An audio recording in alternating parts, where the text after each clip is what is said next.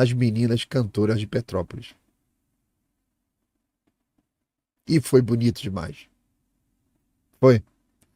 Foi lindo demais a gente ver elas cantando ali. Teve um comentário no chat falando sobre. A gente estava falando do Silvio Santos.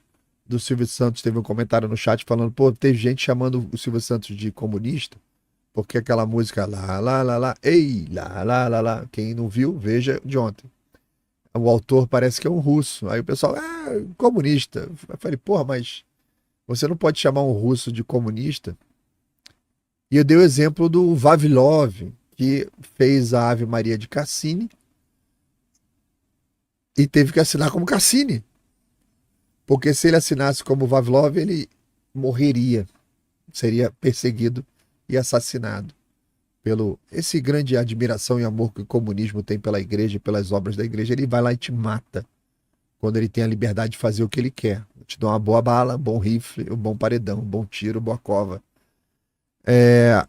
Então, o Silvio Santos chamou esse cara, o pessoal dizendo que ele era comunista. Eu falei, não, mas olha aqui, cara. O cara tal. Aí botei, dei um play pra galera escutar. É uma orquestra americana interpretando Ave Maria de Cassini. Belíssimo. Eu falei, mas audiência, a melhor interpretação já feita da Ave Maria de Cassini não foi de nenhuma orquestra do mundo, foi das meninas cantoras de Petrópolis. Dito pelos gringos. Né? Aí você vai lá, quando bota dá o play, meu Deus.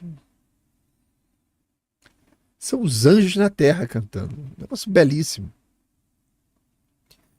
E aí eu contei brevemente, falei, ó, isso aqui foi um maestro que passou lá pela Espanha, tá? Ao passar pela Espanha, aprendeu, tal, tinha uma formação musical, chegou em Petrópolis, o cara batalhou assim de uma maneira inacreditável para formar as meninas dentro da metodologia que tinha sido desenvolvida no mosteiro de Monte Serrat. Eu comentei isso ontem, lá do século IX, século XI, por ali.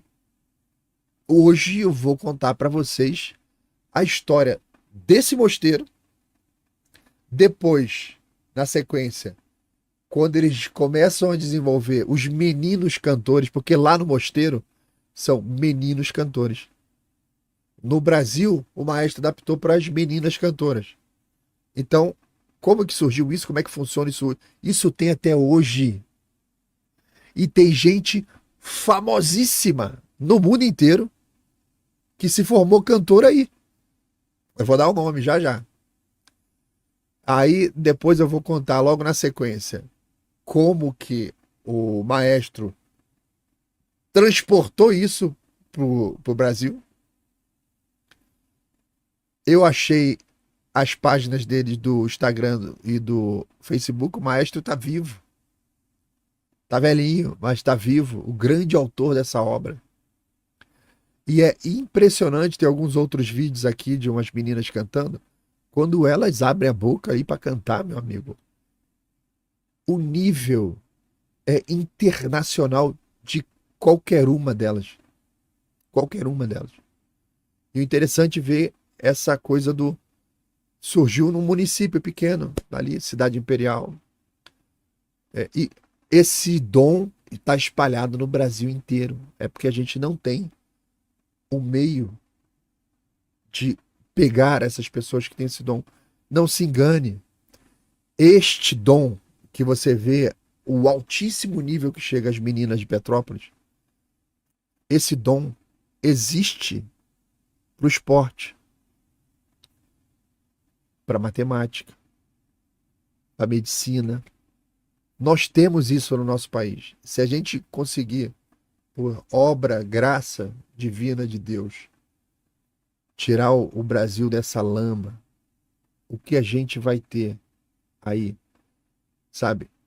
Você olha a menina cantora de Petrópolis, imagina aquilo naquele nível, um cirurgião,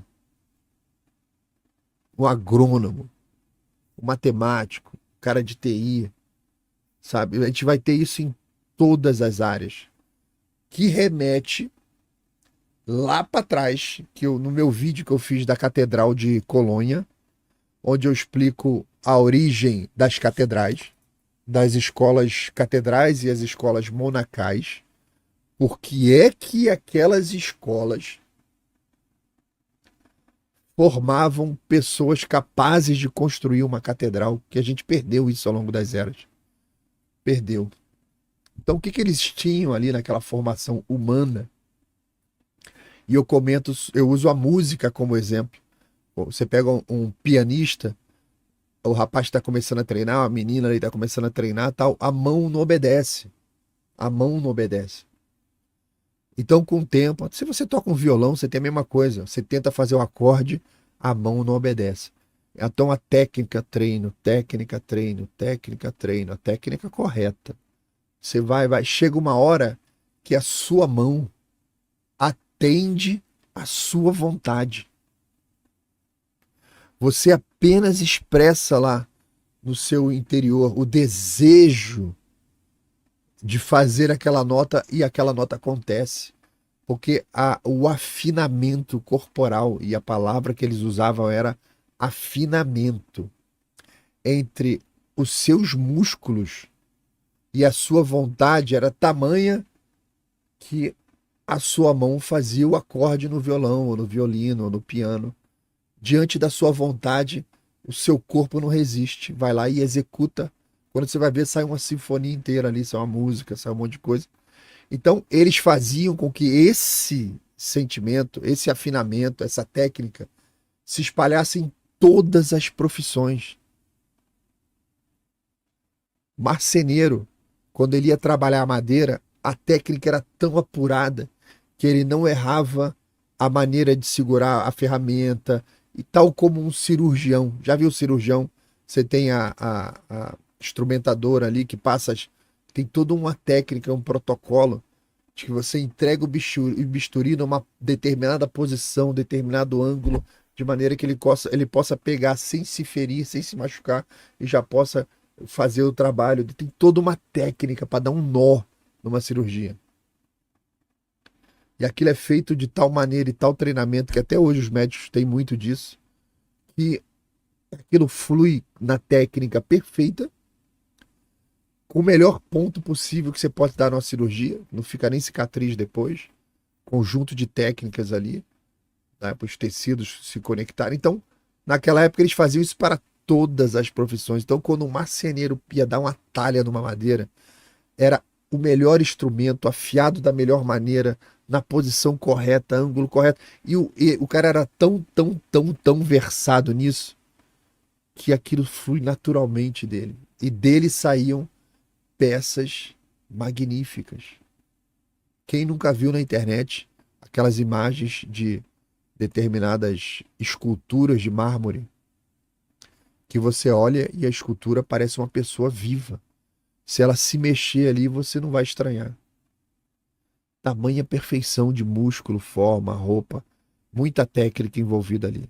Então, quando você olha as meninas cantoras de Petrópolis, ela carrega uma tradição que vem aí, século IX, a mesma época das catedrais. É uma tradição sendo repetida, que não foi perdida. Então nós vamos conhecer aqui, vamos fazer aqui uma trajetória hoje, mostrando para vocês e falando um pouco desta tradição, tá? E como que isso veio parar no Brasil, um pouquinho de cultura pra gente, né? E a gente começa a nossa viagem hoje pelo Mosteiro de Montserrat, um paraíso na terra, cravado no meio das montanhas, ali na Espanha, na região da Catalunha. Então, esse mosteiro também conhecido como Abadia de Nossa Senhora de Montserrat, situada ali nas montanhas rochosas de Montserrat. Eu vou mostrar outras imagens já já. Está ali a mais ou menos uns 30 quilômetros de Barcelona, na Catalunha. O mosteiro é um dos locais de peregrinação mais importantes de toda a Península Ibérica. Atrai devotos aí todos os dias, já que está sempre cheio lá. Turistas, alpinistas. A montanha que está ali em volta, a montanha de Montserrat, com essas formações rochosas, elas são diferenciadas, são distintas mesmo Dá uma olhadinha aqui. Deixa eu só tirar essa imagem aqui. Opa, essa aqui, ó. A formação é antiquíssima. Tem aí os 30 milhões de anos. Eu vi uma entrevista ontem de um geólogo falando sobre essa formação rochosa. Quando eu vou preparar uma live dessa, como a de hoje, levar umas 4 horas de preparação, que eu assisto as entrevistas, o geólogo falando. Eu achei interessante essa formação no morro, a erosão ali e tal. Aí eu vou atrás desse negócio para ver. Às vezes eu nem vou comentar aqui, mas é complementar, né? Então, muito interessante ali essa formação, o local que foi escolhido. A montanha de Monte Serrat, com essas formações que vocês estão vendo aí, ela é considerada sagrada pelo catalão. O povo catalão acha essa região toda uma região sagrada. E o mosteiro é o coração espiritual de toda a Catalunha.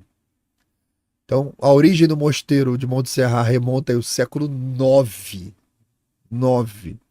quando foi fundada com uma pequena ermida, que é aquelas igrejinhas que só cabem umas 10 pessoas dentro, pequenininha, dedicada à Virgem Maria.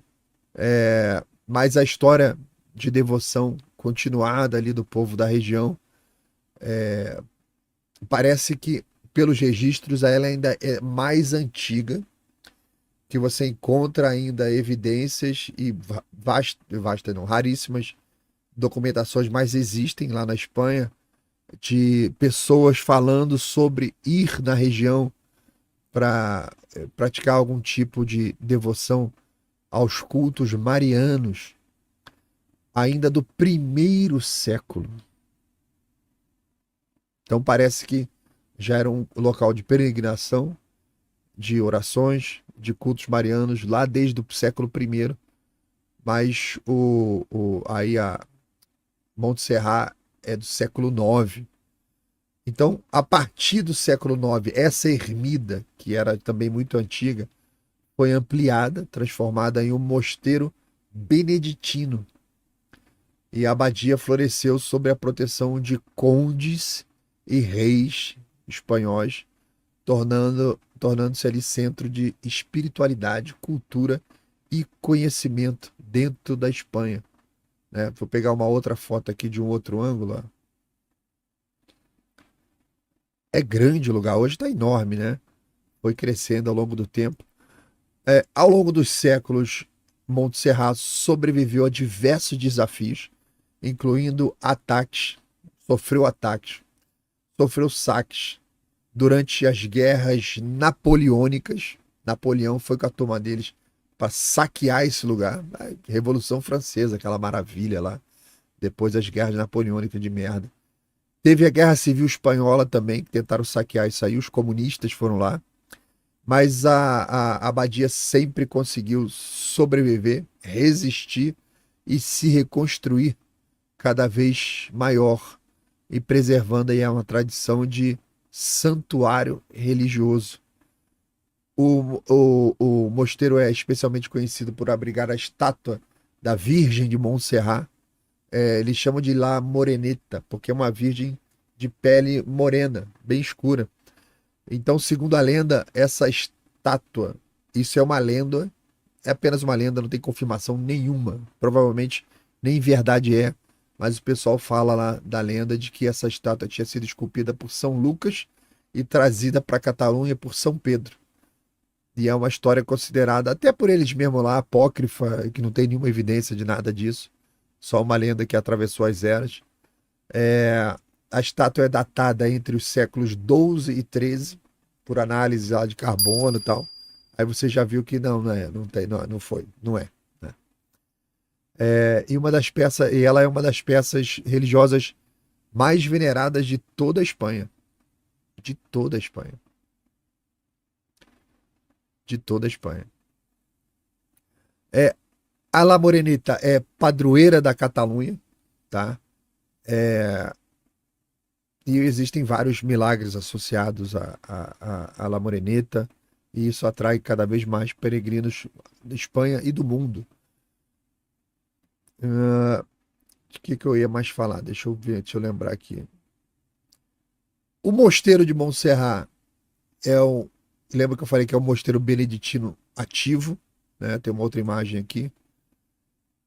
onde cerca de 80 monges estão lá todos os dias, trabalhando na sua vida de oração, na vida de estudo, de acordo com a regra básica lá de São Bento.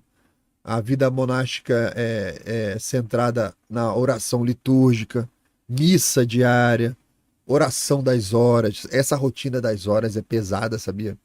Essa oração das horas é uma rotina bem pesada. Eu lembro que quando eu fui ler, estava lendo a história de Dom João VI, e você tem aquela tradição da historiografia brasileira dizendo que era um gordo, preguiçoso, que não queria nada. Aí quando eu li que ele seguia a rotina das horas, eu falei, opa, opa, impossível você ser um preguiçoso e ao mesmo tempo seguir essa rotina, tá? Não esquece. Então ali acontecem outras cerimônias religiosas todos os dias que são abertas ao público. E a tradição mais notável do mosteiro é a escolania, que eles chamam.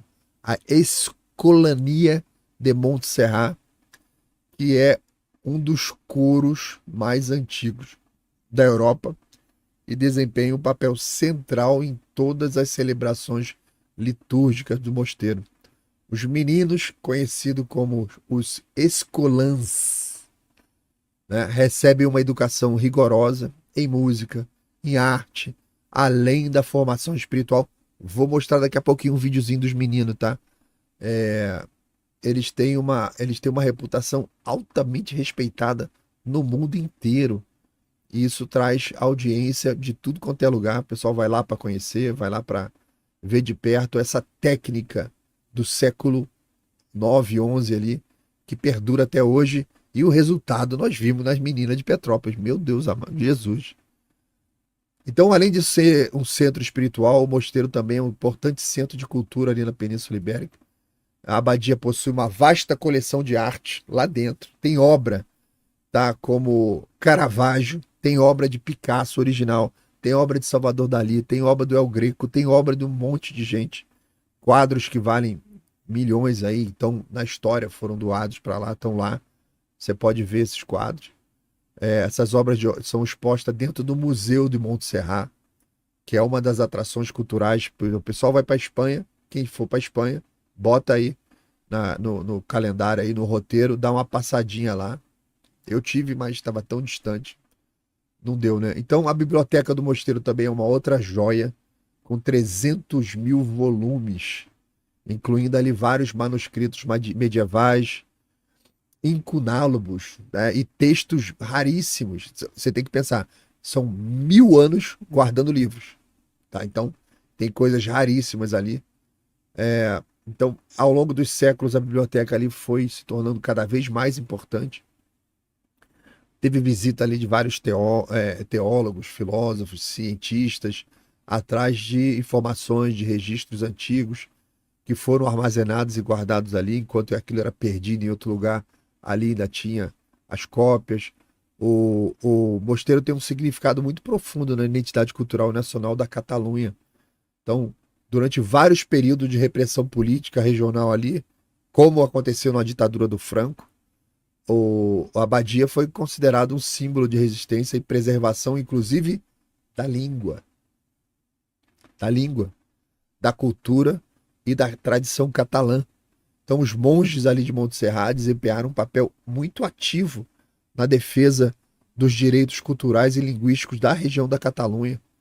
E o mosteiro tornou-se um local de refúgio e preservação, tá? De vários intelectuais, dissidentes políticos se esconderam ali, o pessoal escondeu os caras. Montserrat continua a ser um símbolo de orgulho ali, catalão, tremendo. E é muito mais do que um local de peregrinação. É um local que tem para o mundo, e agora a audiência do Palhaço está começando a conhecer um pouco mais do mosteiro. Eu não duvido que está dando aquela vontadezinha de viajar, né? De conhecer, botar na fila, putz, tem que ir lá conhecer. Por isso que é legal a gente saber a história, porque quando você conhece a história, os locais que você visita ficam muito mais interessantes. Então, no processo seletivo ali de Montserrat, Vou mostrar um videozinho aqui já já dos meninos, ó. Enquanto eu explico aqui, vou deixar esse vídeo passando. Olha como é que é bonito lá dentro, hein? Olha como é que é bonito. Vou deixar passando aqui enquanto eu explico. É um processo super rigoroso. Ele tenta identificar talentos musicais na mais tenra idade. Os meninos geralmente são admitidos na escolania entre 9 e 10 anos de idade. Esse processo seletivo envolve uma série de testes que avaliam ali a aptidão musical, incluindo testes de ouvido, percepção rítmica, afinação, habilidade vocal. Além disso, os candidatos passam por uma entrevista para avaliar a capacidade deles de adaptação a uma vida de internato, o seu compromisso ali, se ele vai conseguir resistir àquela intensa formação, né? Os meninos admitidos na escolania são escolhidos não apenas pelo talento natural, mas também pela aquela. Ele tem que ter uma capacidade de se submeter a um treinamento exigente.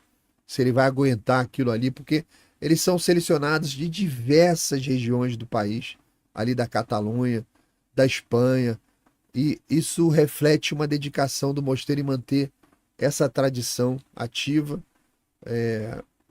e essa formação interminável, gerações, gerações, gerações, gerações. Uma vez admitidos, esses meninos vivem no internato da Abadia, onde eles recebem uma educação abrangente, gigante, intensiva.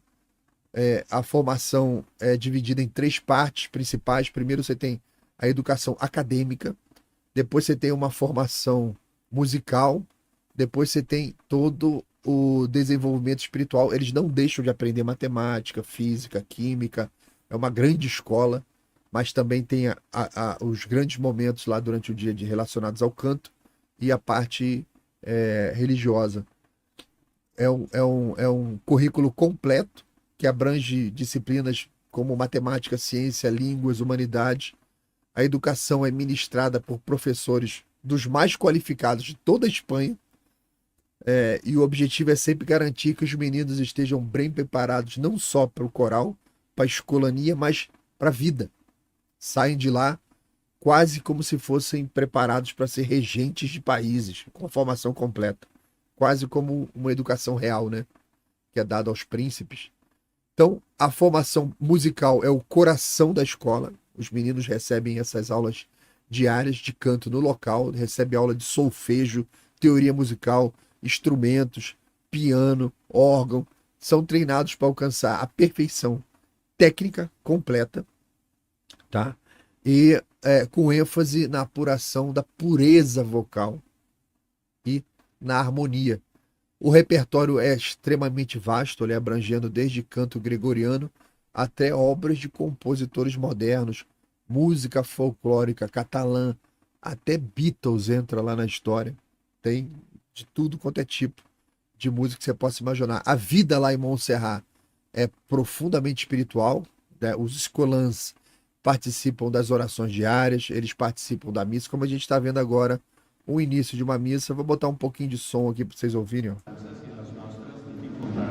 A la pregària de la benaurada Verge Maria. Ahora la escolanía va a cantar la sal de Regina y el Virolai, siguiendo el camino de todos los que durante siglos han rezado en este lugar. Confiemos nuestras esperanzas y nuestras dificultades en la escolanía.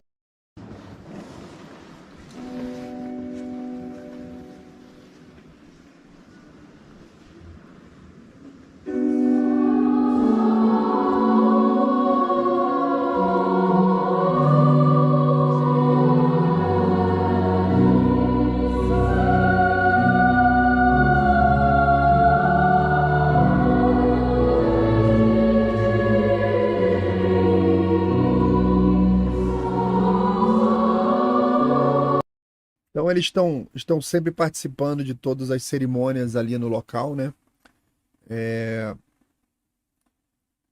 Porque é uma vida espiritual no dia a dia, o tempo todo. E o desenvolvimento espiritual deles é uma parte fundamental da vida dos escolãs, que são educados nos valores cristãos, na tradição beneditina, aprendendo a viver ali em comunidade, a servir a liturgia com devoção. A vida diária é marcada também por uma rotina rigorosa dos estudos, dos ensaios, das orações. Eles vivem um ambiente integralmente de disciplina, mas também tem muita camaradagem, tem lazer. Eu vou mostrar um videozinho para vocês aqui já já. E eles acabam desenvolvendo uma profunda amizade entre eles, as crianças, né? Que seguem essa amizade para a vida inteira. Normalmente os meninos deixam a escolania por volta dos 14 ou 15 anos de idade, após completar essa formação musical e acadêmica. Ao saírem, eles estão bem preparados para continuar seus estudos em outras instituições e muitos optam por seguir carreiras ligadas à música. Os ex-escolans, que é como eles chamam, levam consigo uma sólida formação musical, valores espirituais, uma experiência única que molda a vida deles para sempre, para sempre. E ao longo do tempo, né, tem vários deles que se tornaram famosos e sabe um deles que passou por aí, se formou por isso tudo, é aquele famoso cantor, o Carreiras, que fez o trio lá com o Pavarotti, lembra? Como é que é? Três tenores em concert. O Carreiras, Joseph Carreiras, mundialmente famoso tenor aí. Três tenores. Ele fez toda essa formação aí na escolania. Desenvolveu toda a sua base técnica.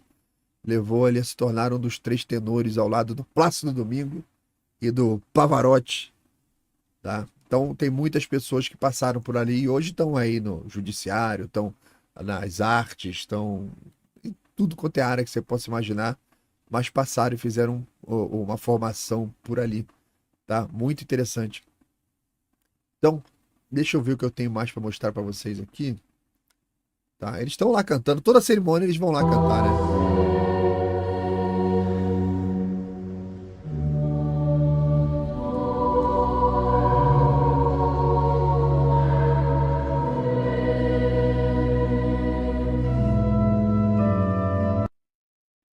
Deve ser um orgulho tremendo ter um filho num lugar desse assim, né? Então deixa eu mostrar uma outra imagem aqui. Eu quero mostrar um videozinho. Tem várias imagens aqui.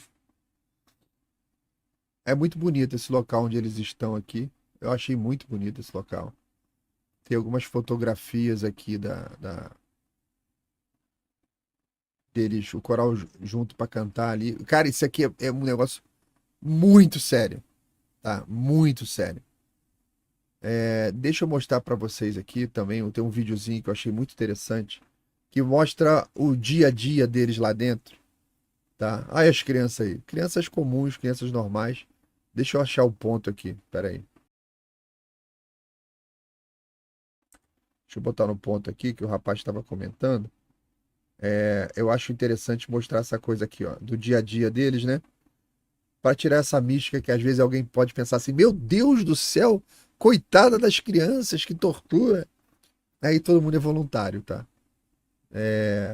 Deixa eu acertar aqui que eu vou dar o play. Ó. Aqui ensaio, né? Eu vou deixar tocando que vai mostrar o ensaio. Depois do ensaio vai mostrar o dia a dia deles lá, alojamento, o que eles fazem além da música, né? Muito interessante. Só um instantinho só, deixa eu acertar o FPS aqui.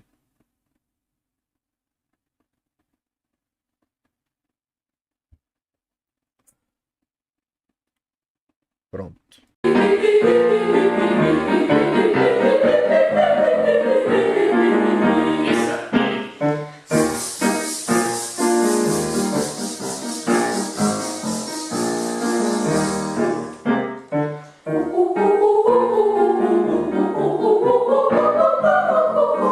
Jo em vaig fer escolar perquè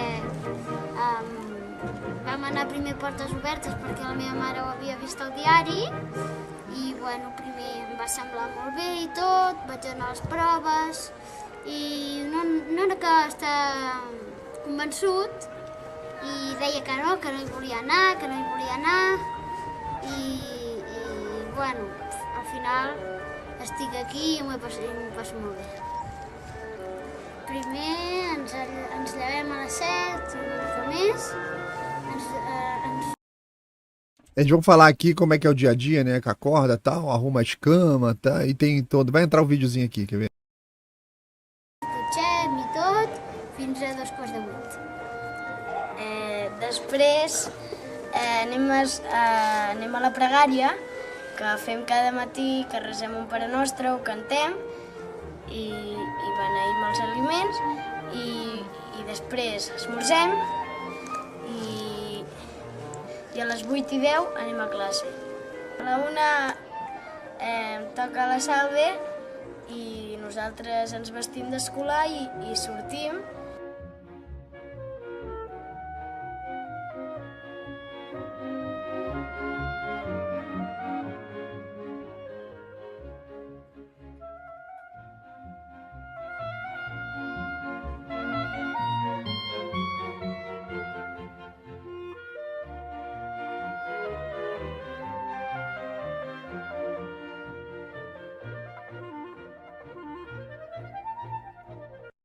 Després de salve, doncs anem a dinar, passem pel jardí dels monjos i arribem al menjador i dinem. Després de dinar tenim recreació de 50 minuts, És un pati. i després comencem les classes d'ensenyaments musicals.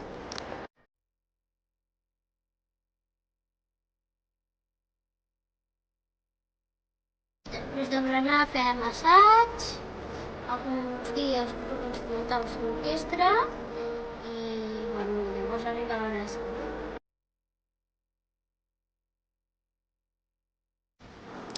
Després de la salve tenim estudi per fer els deures que ens posen A la biblioteca. a la biblioteca, i quan acabem l'estudi anem a sopar.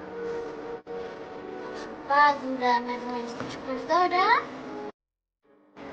Després de sopar tenim recreació, una altra vegada, de mitja hora, i després de la recreació fem Taula i cafè.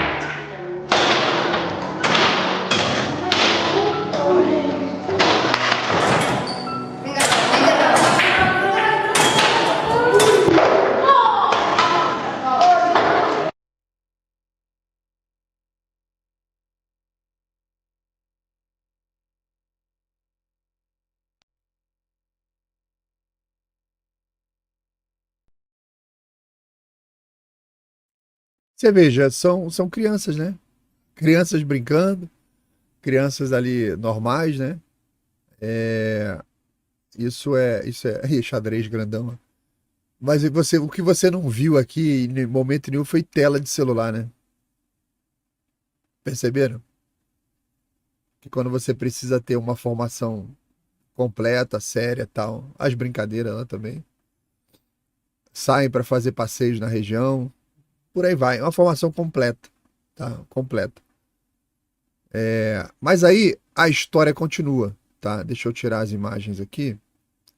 A história continua, peraí.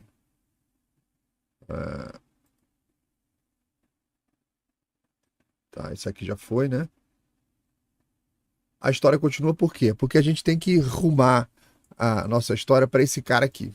Porque é esse cara que é super simpático aqui, sorrindo pra gente, né? Esse cara aqui, ele é o autor de toda essa história que a gente vai contar agora, porque eu não sei se eu começo pelo currículo dele, porque esse cara aqui foi o cara que criou o Marco Aurélio Xavier, né? As Meninas Cantoras de Petrópolis. Vamos dar uma olhada no currículo dele aqui, que eu achei lá no Facebook ontem. Vamos ver aqui, ó. O currículo dele, ó. Vou lá pro topo aqui, ó. Ele foi do Colégio São Bento, tá? Ele estudou na instituição de ensino Musikgymnasium Regensburgen Domspatzen, sei lá o que é isso. Ele nasceu na Itália, tá? Ele é um brasileiro nascido na Itália. Ele estudou na instituição de ensino Meninos Cantores de Toulouse, não sei onde é que é. Ele foi da instituição de ensino Meninos Cantores de Viena. Ele foi do coro da Capela Musical da Pontifícia. Ele foi da Escolania de Montserrat. Ele passou por lá, por Montserrat. Então, ele foi fundador e regente do Coral dos Pequenos Cantores da Universidade Católica de Petrópolis. Foi fundador e regente da empresa Coral da Universidade de Petrópolis. Ele que fundou e depois foi regente. E ele diretor e fundador das Meninas Cantoras de Petrópolis em 1976. Aí o Marco Aurélio Xavier é o maestro, né, que esteve lá naquela escola e trouxe toda essa técnica aqui para o Brasil. E ele trouxe essa técnica porque essa técnica dos meninos lá é conhecida por trabalhar e apurar as vozes, deixando elas puras, e com a disciplina ali do coro, a riqueza do repertório, desde o canto gregoriano até as obras polifônicas mais complexas, combinando com aquelas vozes. E isso aí tudo aliado ao rigor técnico do treinamento, a devoção espiritual, e isso tudo teve um impacto tremendo na vida dele, e ele quis reproduzir isso, inspirado pelo que ele viu, pelo que ele conheceu. Ele trouxe essas técnicas para o Brasil, e ao retornar, ele percebeu logo de cara que teria um tremendo desafio adaptar e implementar um projeto desse porte no Brasil. Foi lá para Petrópolis, cidade que era conhecida já por uma tradição cultural desde o tempo do Império. Você nunca vai encontrar tradição cultural no negócio da República, né? Então, aquele ambiente oferecia uma situação propícia para o surgimento do coral, mas ainda faltavam recursos, faltava apoio institucional, faltava uma estrutura adequada para abrigar o coral, que seria de alto nível. Vocês viram ali, ó, tem que ter alimentação, né? Tem que ter uma série de outras coisas, tem que ter investimento, tem que ter ambiente, tem que ter o local, você tem que ter o ambiente para fazer o negócio funcionar. E, no entanto, determinado a seguir com esse projeto, ele começou a planejar a fundação do coral em 1976.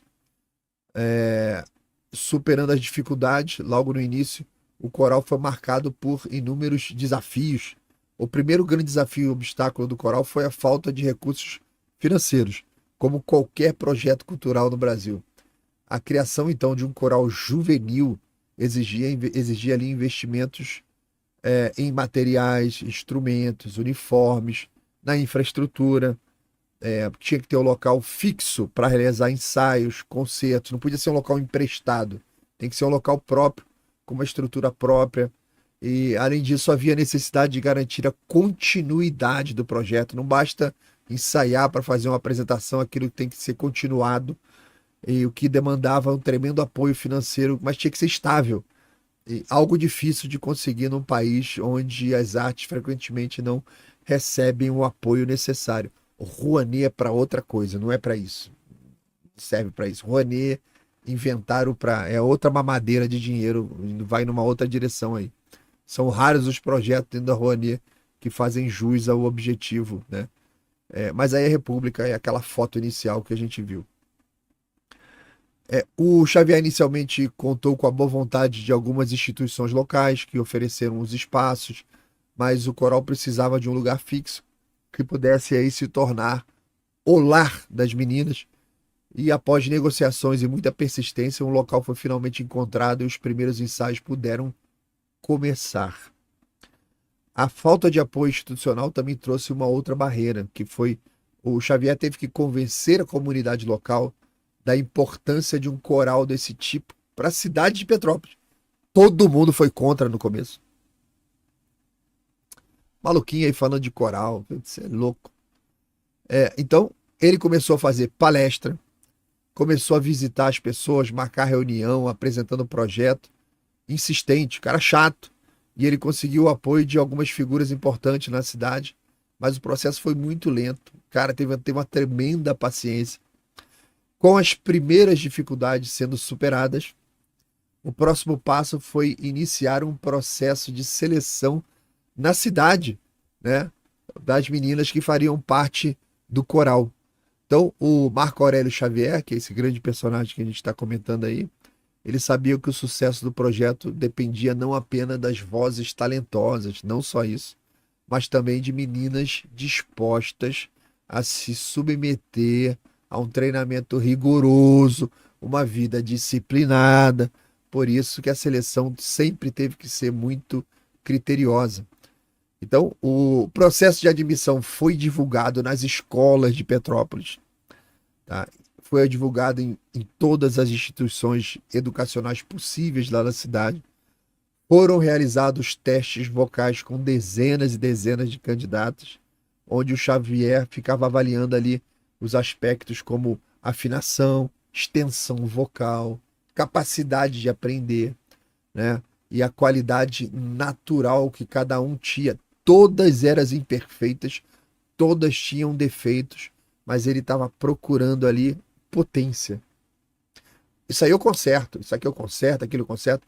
Eu quero saber se tem aquela potência natural ali, se a menina carrega aquilo que a gente vai consertar e vai moldar. Então, além das habilidades musicais, também foram consideradas ali a dedicação e o interesse.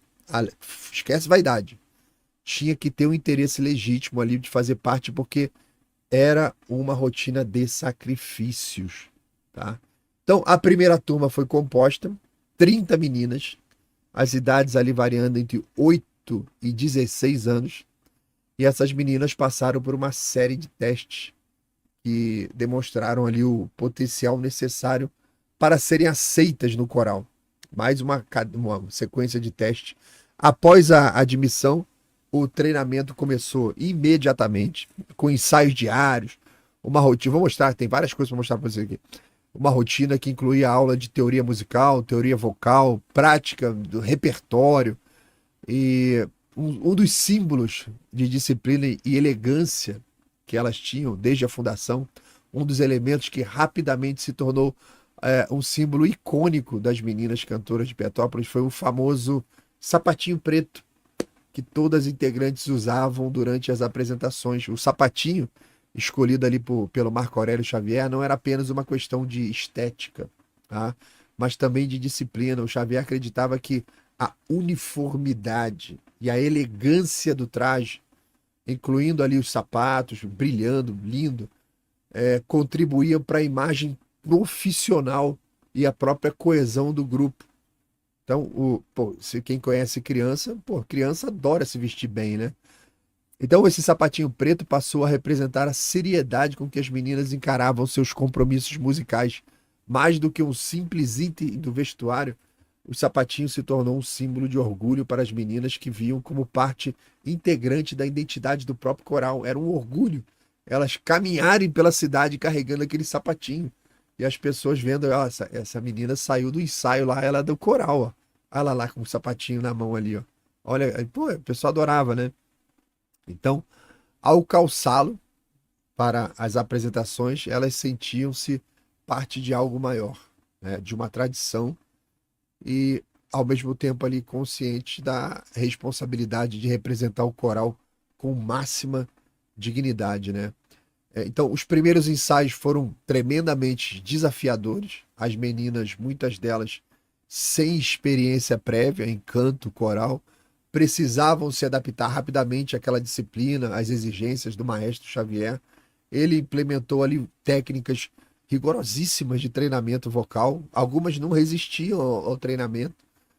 E tudo era inspirado nas práticas que ele tinha observado lá na Escolania de Montserrat. Tudo é inspirado de lá, mas sempre com uma abordagem que respeitava as particularidades brasileiras e de meninas. Lá eram meninos, aqui meninas, você sofre algumas adaptações, né?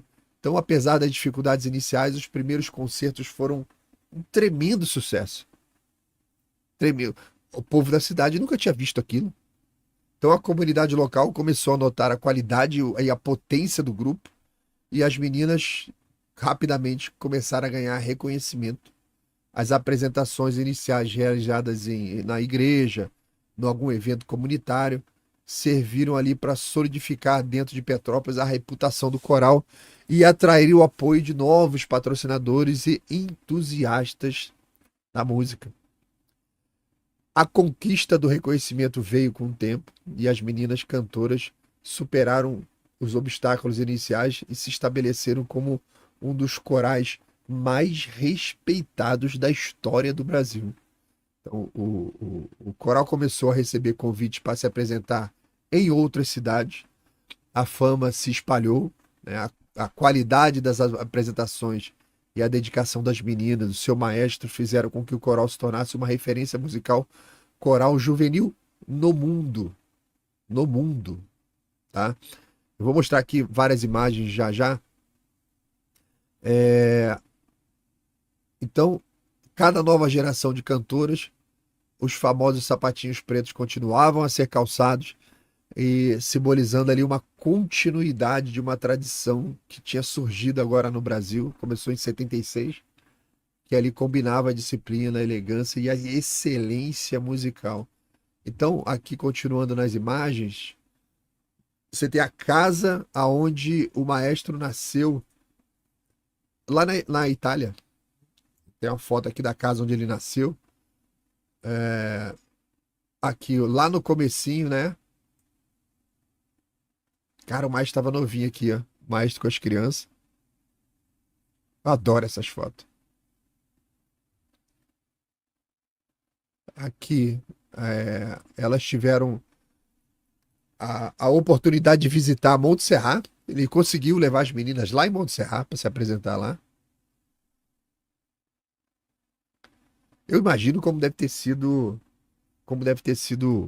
bonito isso lá, né?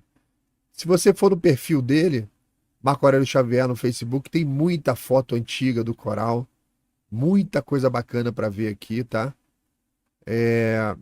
No Instagram também dele, achei o Instagram, Max, MA Xavier MCP. Olha como é que ele tá hoje, sempre uma simpatia.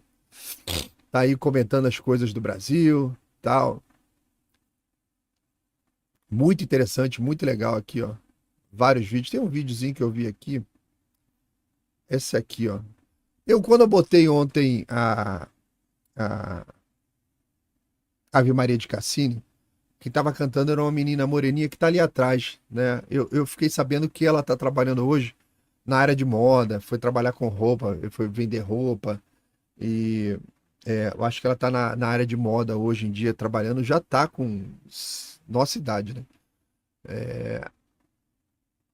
E aqui é uma outra cantora. Vocês viram a potência dela cantando ontem, né? Aí eu vou mostrar aqui uma outra cantora, que ela tá ali, o Panis Angélicos, né? O Pão dos Anjos, que ela tá cantando ali em latim, e você vê a potência. São meninas, 16 anos, 15 anos, com uma voz que você escuta, você fala, meu Deus, isso parece voz de uma moça adulta, com a técnica perfeita, domínio perfeito da voz. Cara, que técnica que essa abadia tem e que o maestro conseguiu trazer. Vamos ouvir aqui, vamos ouvir. Só ouvindo mesmo, pra você entender o que eu tô falando.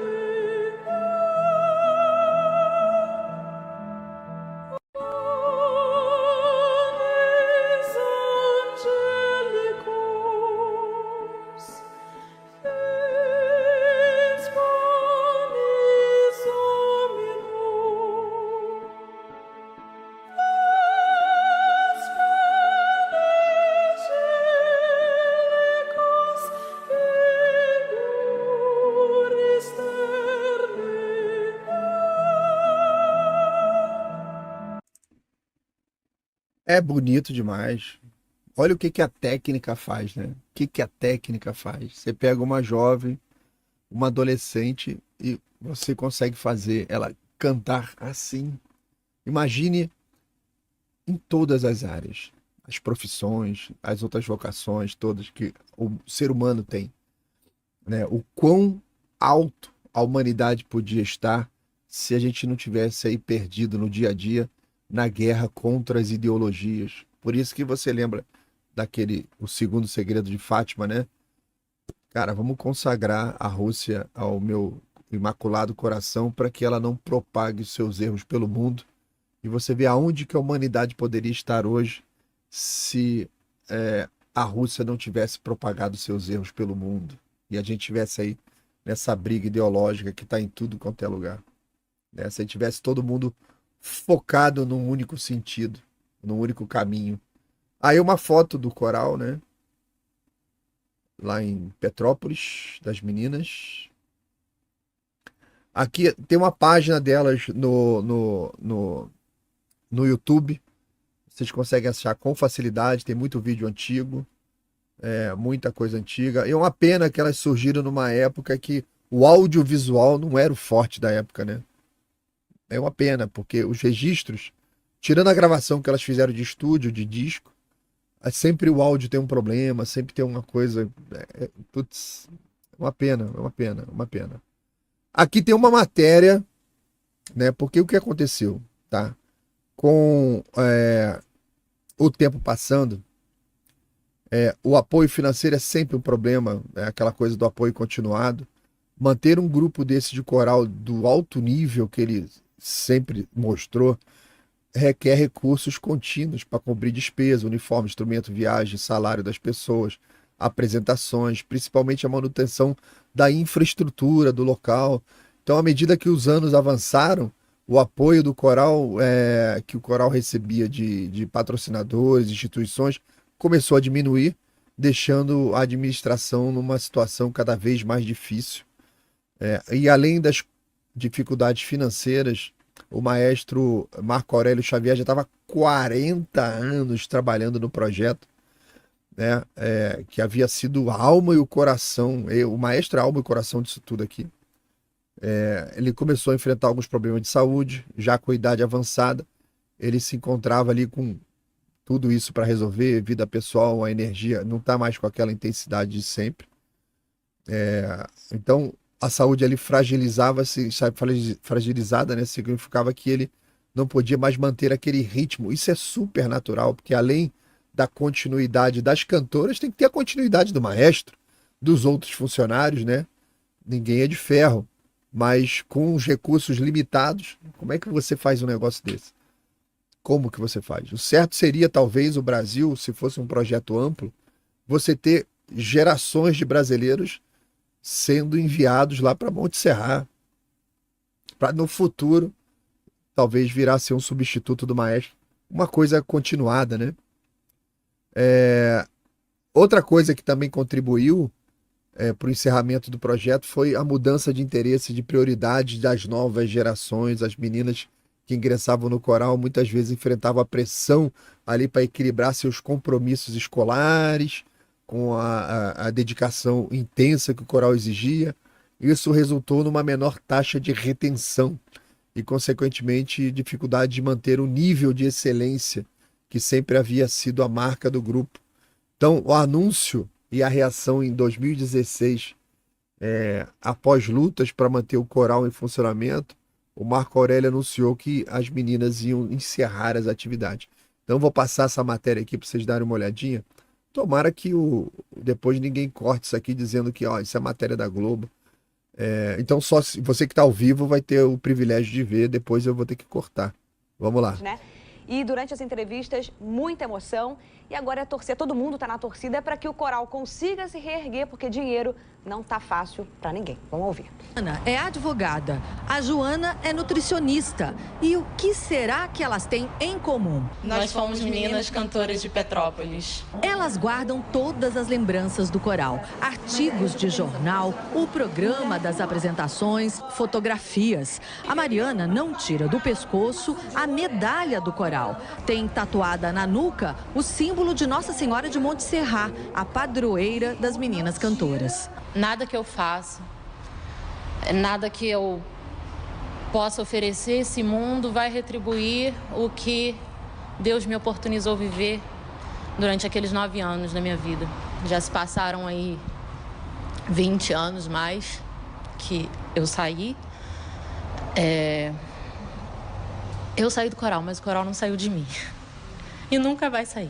Para ser menina cantora, era preciso passar por um ritual. Primeiro, tinha o teste vocal com o maestro. Se ela fosse aprovada, teria que enfrentar aí 3 anos de curso de música. Nesse período, se ela se saísse bem, até ganharia um escudo, como esse aqui. E depois tinha a prova final. Só se fosse aprovada, ela passaria a ser menina cantora de Petrópolis, com direito à investidura e a usar esse sapatinho aqui, ó, o sapatinho de boneca, que é uma espécie, Joana, de marca do coral, né? Você passou por isso tudo. É meio mágico isso, né? É um processo mágico que só quem passou, né, sabe. É uma essência que faz parte da vida da gente. E, assim, o momento de receber, né, o sapatinho é realmente saber que você está entrando ali dentro do coro e está levando aquela, né, a felicidade através do canto para as pessoas. O Coral das Meninas Cantoras é um dos mais famosos do país. Projetou o nome de Petrópolis Brasil afora. Nesta parede, na sede do coral no Centro Histórico, estão registrados momentos de glória. As meninas cantaram até para George Martin, o produtor musical dos Beatles. Ele tinha 200 mil corais da melhor qualidade do lado dele, na Inglaterra. E ele vem aqui para Petrópolis convidar as meninas cantoras de Petrópolis para participar do último CD da carreira dele. Foi o último que ele produziu. Então aqui essa tatuagem também faz parte desse momento. Claro, eu só fiz isso depois de adulta, há pouco tempo. Mas para ver o quanto que isso acompanha a minha vida, né, até hoje. E ela diz, e no final o amor que você dá é igual ao amor que você recebe. Que música é essa? The End, dos Beatles. And in the end, the love you take is equal to the love you make. Tem tudo a ver com Isso resume tudo que a gente viveu lá, né? Elas subiram ao palco com muita gente famosa. Simone, Chitãozinho Chororó, Roberto Carlos. Da minha vida, do meu destino. Tudo isso chegou ao fim nesta semana. Na sede do coral, teve bolo para comemorar o aniversário de 40 anos do grupo.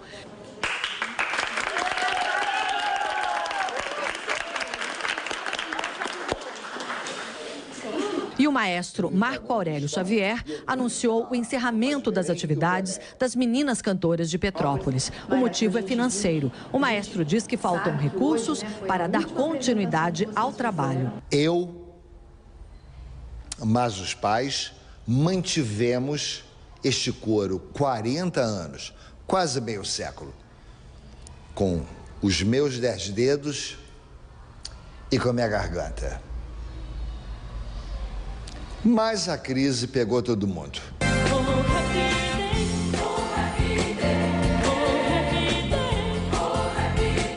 É muito triste, assim, a ficha não caiu ainda e acho que vai custar cair.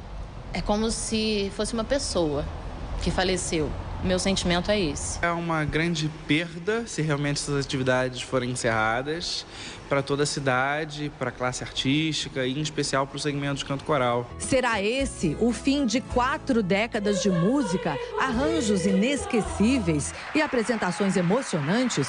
O presidente do Conselho Municipal de Cultura acredita que não. Ele diz que as meninas cantoras são uma marca e ainda existe a esperança de que surjam patrocinadores para manter vivo esse sonho. Acredito que a gente tenha gente nesse mundo que goste de arte, que goste de cultura e esteja disposta a investir. Uma causa muito nobre, um grupo muito notório, uma marca muito forte, não só para a cidade, mas de todo um país, né? Petrópolis sem meninas cantoras, acredito que não seja tão Petrópolis.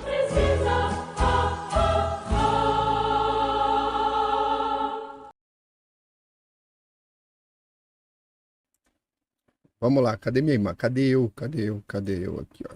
Cadê eu? Vamos lá. O impacto dessa notícia foi profundo na época, tá? Hoje,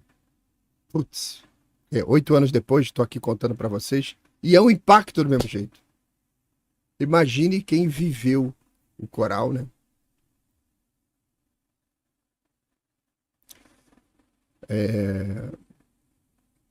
O último concerto que elas fizeram foi um evento carregado de emoção que realizaram ali dentro da Catedral de Petrópolis, né?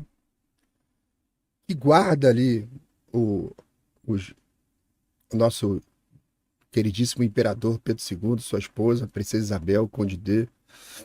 Tá ali na Catedral de Petrópolis. Você entra, é uma viagem. Se for o Rio de Janeiro e não for a Petrópolis, você está perdendo uma baita viagem. Você pode ir no museu e você pode ir na catedral. Entrando na catedral, você olha para o lado direito, está, cara, o túmulo de Dom Pedro II ali, com Teresa Cristina, Imperatriz, Isabel, a Libertadora e Conde D. Tá ali do lado. Eu lembro que eu fiz essa viagem. Eu estava no Rio e o Paulo Martins, né, o deputado, me ligou. Sempre foi um grande amigo. Eu falei, Paulo, você é monarquista, que eu sei. Sim, sou, claro, tal. Você já esteve em Petrópolis? Ele falou, pô, sou do Sul, né? Nunca fui. Meu amigo, aonde você está? Eu botei ele no carro, encontrei ele no Shopping Nova América, botei ele no carro, levei ele para Petrópolis. Nós entramos na Catedral de Petrópolis. E a gente estava com um amigo que era do IFAM, e a gente ia fazer um tour pela catedral, até por debaixo do telhado, um monte de lugar da catedral que não é aberto ao público. Mas ele ficou parado lá na entrada. Ele não conseguiu fazer o tour. Ficou lá, diante do maior de todos os brasileiros, né? Então, como eu estava dizendo, o último concerto aconteceu aí na Catedral de Petrópolis, né? Um evento carregado de emoção, realizado no local onde tantas e tantas vezes elas tinham se apresentado, né? A presença lá de ex-integrantes, amigos, ex-cantoras de todas as idades, né? Familiares, apoiadores. E o repertório escolhido foram as principais músicas, né? Que elas sempre cantaram. Músicas folclóricas, músicas populares e aquelas que tinham se tornado ali até a própria identidade do grupo. As meninas usaram o tradicional uniforme, ou aqueles sapatinhos pretos, cantando ali com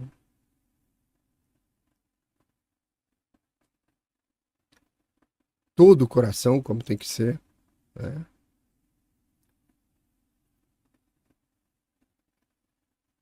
Fico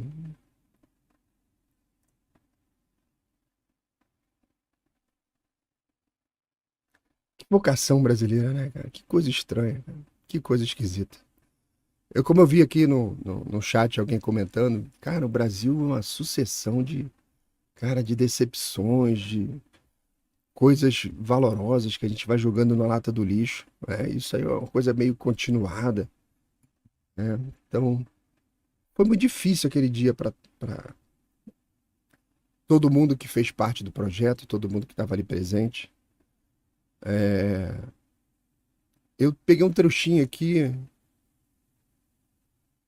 que dá a dimensão do que foi essa despedida.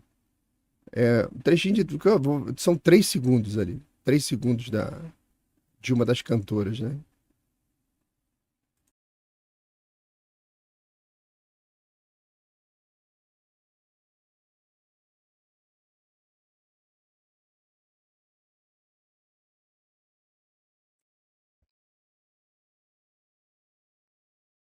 Acabou. Acabou. Tava ali. Então, o impacto cultural permanece do coral, né? A gente está aqui 8 anos depois falando dele.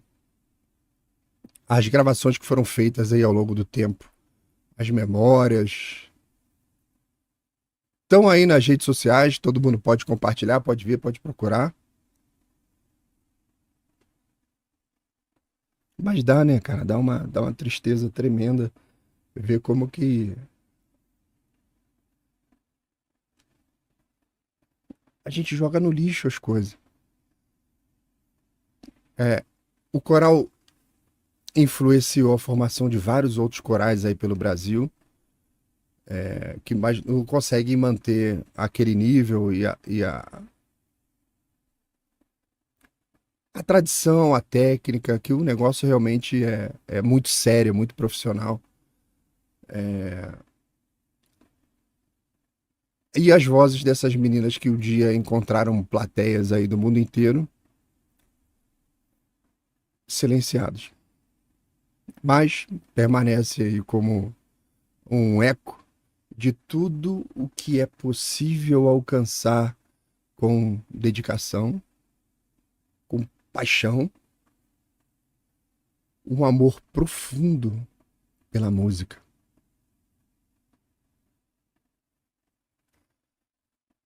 Beleza?